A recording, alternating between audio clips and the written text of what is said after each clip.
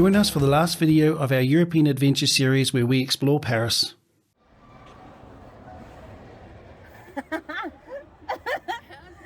cool is your room? I'm coming to see you. We were really excited about the Paris section of the holiday, as we would be catching up with friends Damien and Helene from Bordeaux and Anya and Christophe from Zurich, who we also met in Perth in 2016. We all stayed in Montmartre, and it was great having all of us staying in the same area, as we could meet for coffee and pastries in the morning before heading out to explore Paris and share our experiences over French cuisine by night. But depending on your food preferences, there are also many local options to eat and drink. Montmartre is known as being the artist district and also the location for the famous cabaret Moulin Rouge.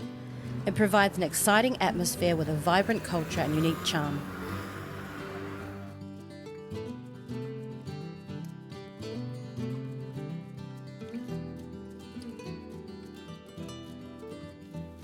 It is also the highest land point in Paris and where you can get great views of the city from Sacré-Cœur, a spectacular church that is over 147 years old. Definitely worth the trek up the hill to visit and pick up a few trinkets.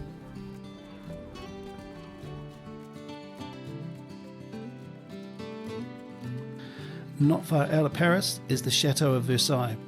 Versailles was commissioned by King Louis XIV in the 1600s. Louis XIV succeeded his father to the French throne at age 5, and he was on the throne for over 72 years, making him the longest reigning European monarch, exceeding the reign of Queen Elizabeth by 2 years. He was known as a strong ruler, and during his reign, France was a preeminent European powerhouse. At its largest, the Versailles estate included hunting grounds and gardens of approximately 17,000 hectares. By comparison today, the estate is 800 hectares in size, and a great way to get around the estate when you're short on time or have sore feet is to hire a golf cart.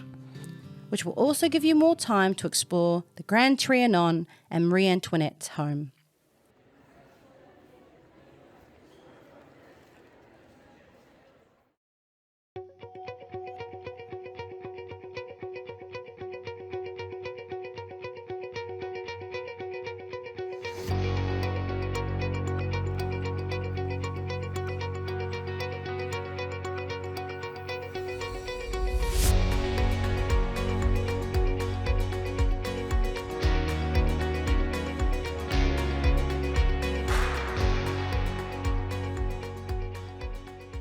A few times a year, there are after-hours events you can attend at Versailles.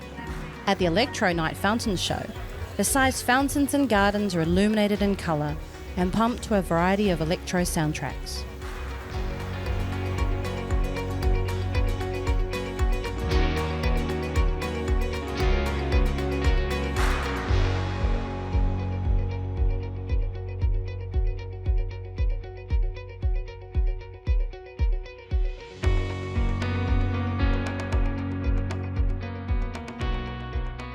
An early start to our third day brought us to the famous Louvre Museum in the heart of Paris. The stunning display of architecture houses some of the world's most priceless works of art. After a 20-minute wait in the line, you can take your selfie in front of Leonardo da Vinci's Mona Lisa. After 3 hours in the museum, we went to enjoy the sun and stroll along the Tuileries gardens before jumping on scooters and heading up the Champs-Élysées.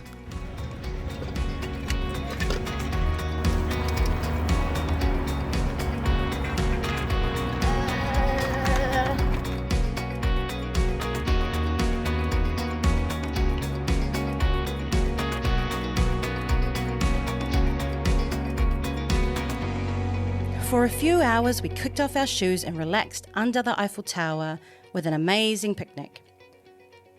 People watching in the Champ de Mars can be entertaining for hours as you sip on wine and chat with friends. As the weather grew colder, we made our way through the crowd to the tower entrance. Craig and Christophe decided to bypass the crowds and walk up to the second level, which is 674 steps, and Alana and myself waited an hour to get the lift up.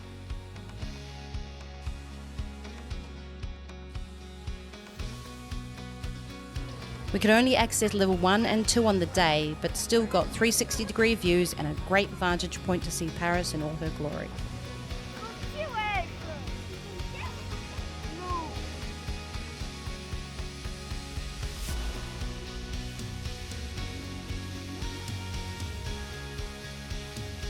On the street, the sights of tourists standing in the middle of the road while traffic continues around them to get the best pic is an experience in itself.